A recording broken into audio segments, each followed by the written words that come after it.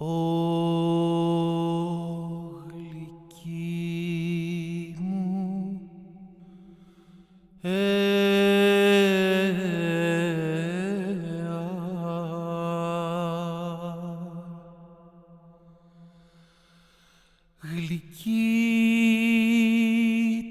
γλυκύτατον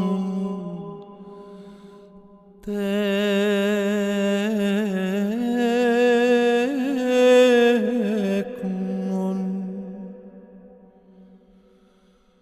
που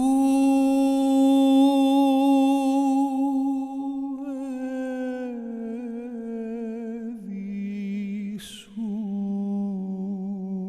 το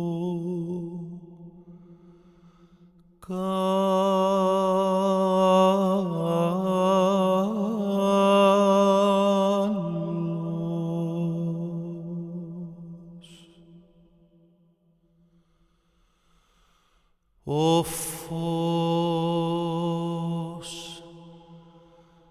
των οφθαλμών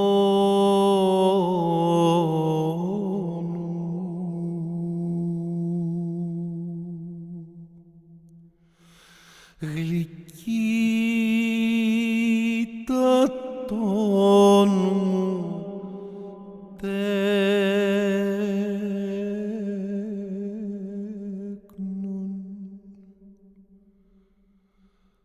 πως τα φωνήν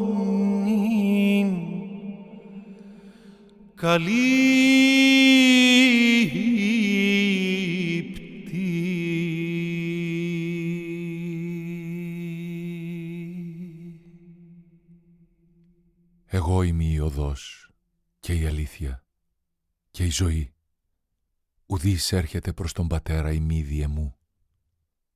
Ιδού έρχεται ώρα και νυν ελήλυθεν, ή να σκορπισθείτε έκαστος εις τα ίδια και εμέ μόνον αφήτε και ούκ ημί μόνος, ότι ο πατήρ μετεμού εστι.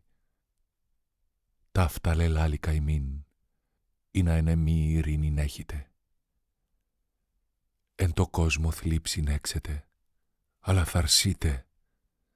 Εγώ νενίκηκα τον κόσμο